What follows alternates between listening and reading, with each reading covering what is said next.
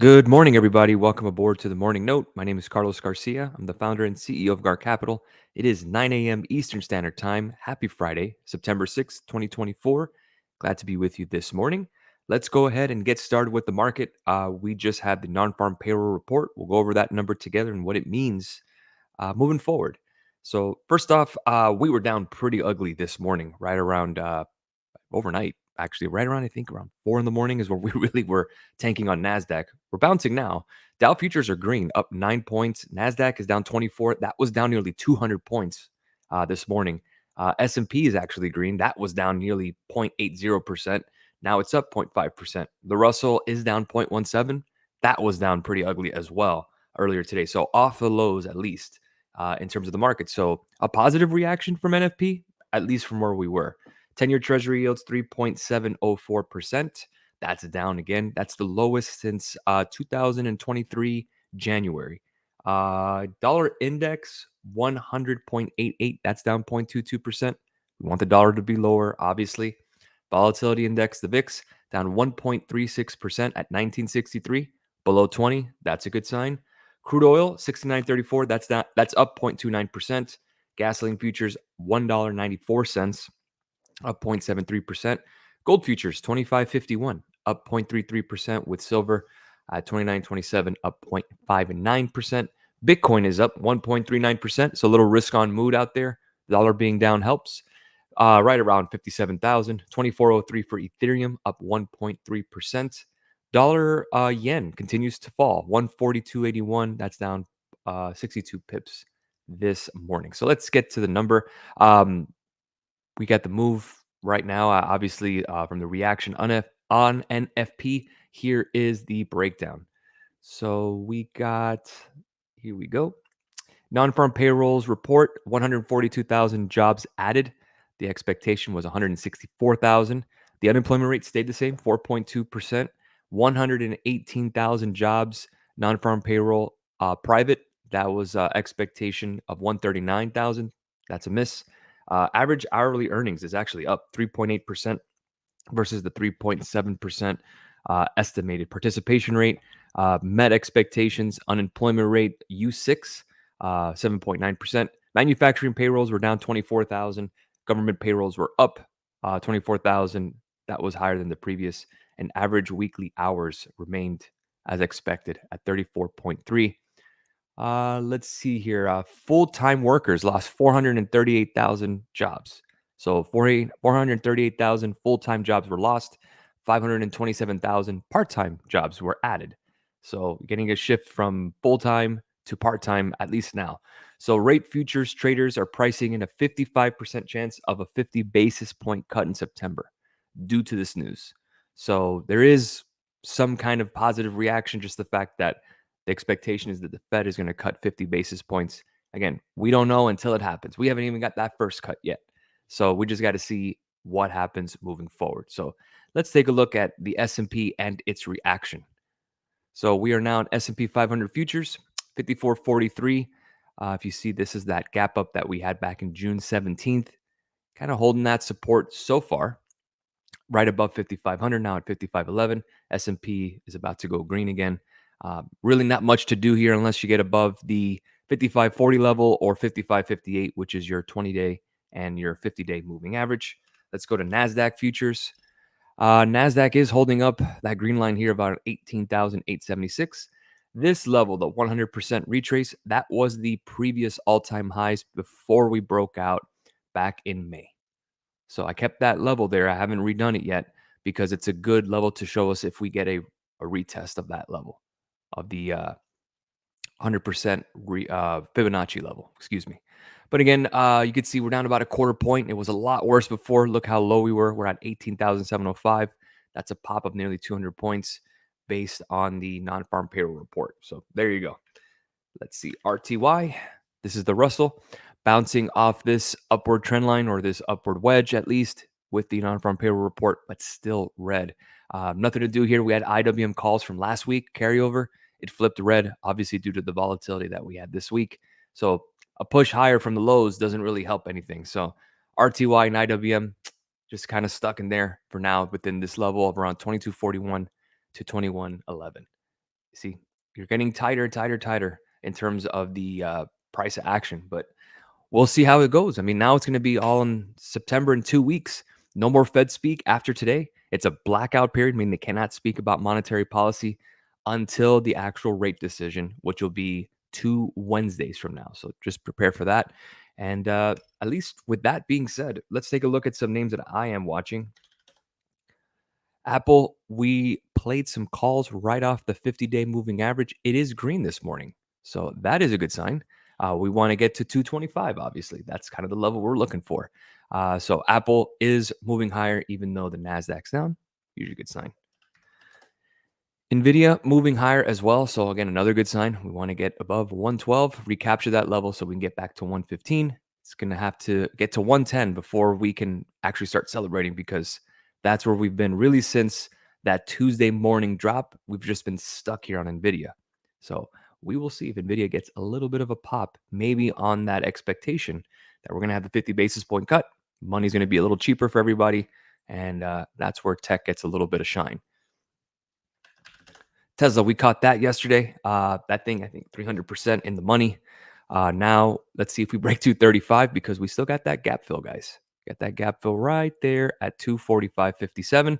If you break 235, that is the next target, 245. Still looking good and still above this upward trend line. So Tesla is definitely something to watch. Let's answer some questions. Good morning. Good morning. Let's see if there was one more to talk about. Amazon, I was looking at yesterday.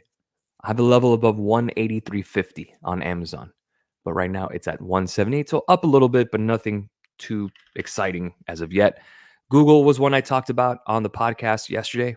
It is bouncing this morning, so good thing we didn't do anything in terms of calls. Of puts. Let's break 157.39. Maybe this reverts and we come back down, but I'm keeping an eye on Google here. 157.39. That is your 200-day. If that breaks down, we got down to 152 to 150 zone. Let's take a look at SPY. We'll take a look at it here. The 1 hour. I traded SPY with Masterclass. We were up 22% 2 days ago. It pulled back. Now we're bouncing. If we get a short squeeze today with NFP, I have the 555 calls. Let's see if we can catch those as well. So get a little boost. Let's see if we can get above 551 on SPY and take some money there as well. Crossing my fingers, because the last thing I want is where we get an open and then we pull back and then that's it, because these reversals happen. So just got to be careful out there. IWM is holding that kind of that upward wedge support that we talked about in terms of futures.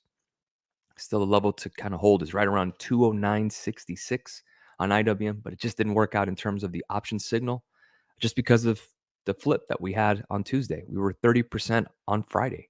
It's just that kind of market. We're still in that summertime. Still that kind of seasonality that I've been talking about. It's just going to be a little tough, but it doesn't last forever, at least that. And again, I hate to bring up the point about the Fed cuts, but that is going to be important if we get it. So again, we'll see what happens in 2 weeks. So many moving parts, and of course, throw in election year. Always fun. IWM gap to fill. I don't see any on the 4 hour. Let's see the hourly. Yeah, you got one right here at 208.91, but we're starting to get to break even on IWM. So you see markets are pushing higher. So who knows if we get there on IWM. If we get some more weakness, yeah, that's pretty much the target, because that holds up that trend line here. Levels to add on Robinhood. Yeah, Robinhood announced that they're having some kind of big event in October. I saw that. And you see this trend line here. I was playing that trend line breakout and flipped on me. So we're right at the 20. I think before you do anything on Robinhood, you're going to have to wait for 22.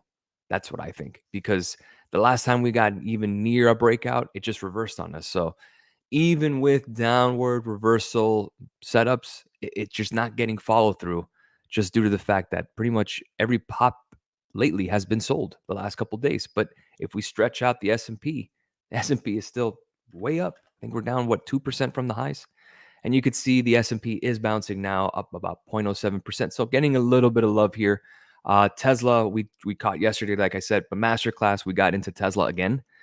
So looking pretty good on that. Let's see, 235. Yeah, 245 calls for next week is what we're in. And then you could see the 235 pop. That's what we're looking for. And we're playing the gap fill. So we're a little early on Masterclass, but I wanted to make up for them just in case SPY didn't work out. But SPY is not dead either. So Apple, we have that for our premium members. 223.62. We got in that signal yesterday at 247 to 230 calls. So still for next week, we do have the event as well. So see if we get that run up. If we can get to 225, I think we should be able to catch Apple today. If we break above 235.15 for Masterclass, maybe we get around 237 or so. We should be able to catch that as well. And if we have SPY going, SPY just needs to get to in the money today, basically. So let's see if we get that. Coinbase, yep. Talked about Coinbase yesterday. There was no put volume yesterday. The put volume was pretty much non-existent, very dry. Everything was really calls. It did break my alert yesterday, but the problem is there was just no volume. So best bet is to just place an alert below the lows around 157.73. And if that breaks, then we got a couple gaps. We got one at 132 and one at 124. So yes, this definitely looks like put action as Bitcoin is under pressure.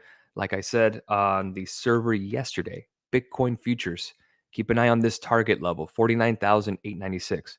We're bouncing now, yes, but we're below the 200-day. Remember this downward channel? We talked about that on Tesla and Amazon, AMD.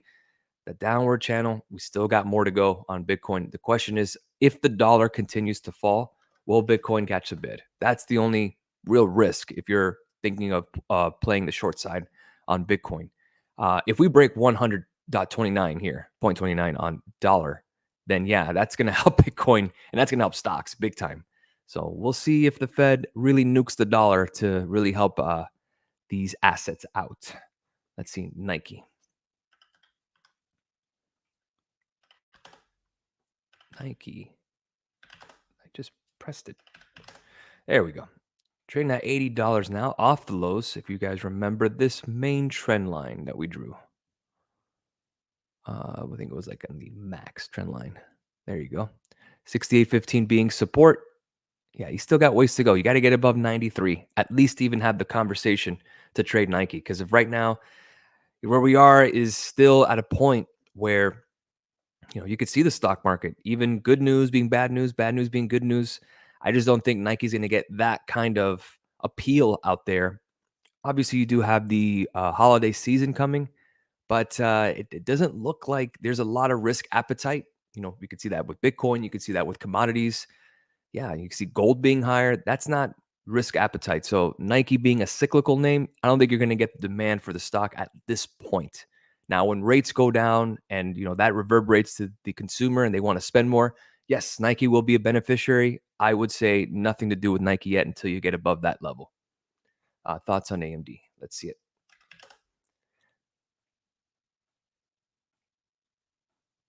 And AMD, very similar to what we saw with Bitcoin. Downward channel, and we're just kind of trading the small little moves here. Let's see, above 140.94, maybe. I was looking for this bull flag to break, but we never got it. And there's a gap to fill here at 174.45. So yes, I do like AMD longer term, obviously. But in order to trade it here, this is just a mess. There's just really no edge here. If anything, you're just right in between, going to go back to 172 or down to 110, because all you are is just following this pattern down. And keep in mind, guys, this is a death cross too. So AMD may have more room down. Maybe that Broadcom number that we had yesterday, even though it was good and maybe the guidance wasn't good enough for traders, but that was down yesterday as well. So that may not be the help that AMD needs. But in comparison, NVIDIA is up this morning. So at least that. All right. NVIDIA, your long-term buy level is 97. If that comes up, I just don't know if it will. We might get a little oversold in terms of semiconductors pretty soon. So we're getting that bounce. And guys, remember, it's still an election season. October's not even here yet. It's just the first week of September. These next 2 months, Lord, anything could happen. But I wouldn't be doing anything major of investing because you might get better deals. I mean, all it takes is one headline. And then once we get the election over and then the rates are down again, I think things will be a little more clear. But in terms of investing here, I don't think this is the best opportunity to do so. Not yet. You don't even have that kind of sell off yet. I mean, August that we had that sell off, sure, you're still above that. If we got around that level, sure, but we're just not there yet. Too much uncertainty, unfortunately, and a very jittery market. Uh, BT, I think BT. I don't know what BT is. I'm assuming this is a triple leverage or some kind of leverage Bitcoin fund. I don't know if this even has volume, but I could tell you that BITO, which is the Bitcoin ETF itself, had no volume for puts. So it's just been, yeah, alerts break and sure, but they just not the puts there. I think Bitcoin only gets the love when it's going up in terms of calls, or I mean, either way. But there was just no volume out there. Very frustrating. Coinbase had no volume.